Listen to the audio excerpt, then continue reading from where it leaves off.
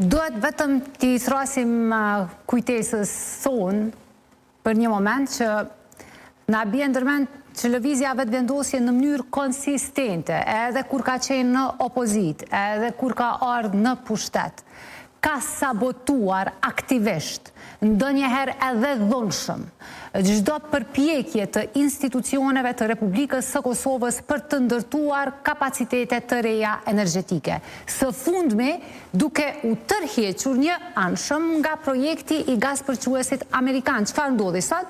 Sot MCC vendosi që të shuhet në plotni dhe ato mjete janë blokuar, nuk do t'i marrë Kosova asnjëherë. Imagjinojeni çfarë dëmi të madh afatgjatë, sepse çështja e pavarësisë energjetike, përveç se që ndërlidhet drejt për drejt me mirëqenjen e qytetarit Republikës Kosovës, me ndihmesën që mund t'u japet kompanive të ndryshme në sektorin privat, ndërlidhet para së gjithashtu sot edhe me sigurinë kombëtare. E kemi pa çfarë ka ndodhur mas ndërhyrjes së paprovokuar të Rusisë në Ukrainë. Dua të sqaroj që në rast se na vije koha të flasim edhe për konstituimin e institucioneve. Me pas të shpresoj. Po këto janë temat. Këto janë temat e vërteta. Këto janë temat e vërteta rreth së cilave ne duhet të takohemi, të diskutojmë.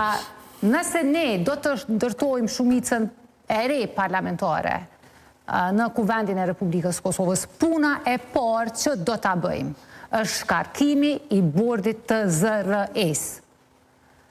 Shkarkimi i tyre, dhe jo vetëm aq, por edhe ndjekje penale. Çfarë janë duke bërë është kriminale.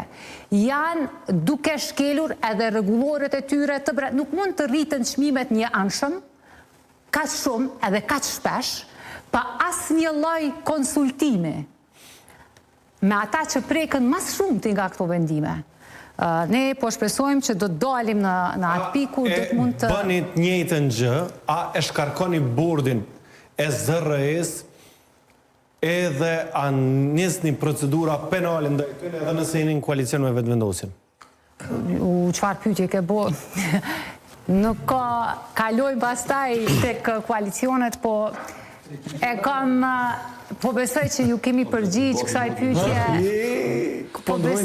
Po besoj që ju jam përgjigjur edhe unë edhe kryetari Krasniqi dhe kandidati ynë për kryeministër zoti Bedri Hamza disa herë kësaj pyetje. Po këshyri lajme turqisht kohëve të fundit. Nuk shohim asnjë mundësi që të ndërtojmë koalicion me lëvizjen vetëvendosje, jo për shkak të ndonjë refuzimi inatësor, por për shkak se jemi shumë të largët.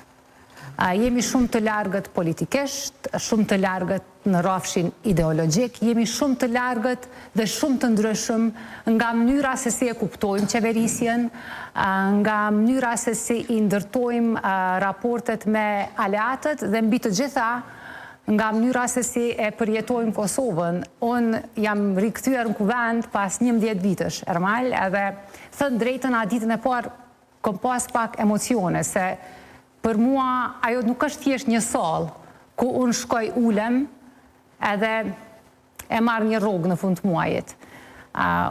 Mua ajo sallë më kujton vendimet mëdha, cilat janë marrë aty, dhe në të cilat edhe unë e kam pas një rol, sa do të vogël.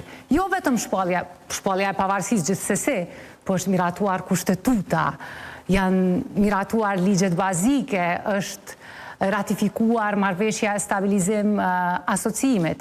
Dhe ka qenë pak e sikletshme, po a them shumë sinqerisht, që të rikthehem aty në këtë lloj kontekstit të kontaminuar politik.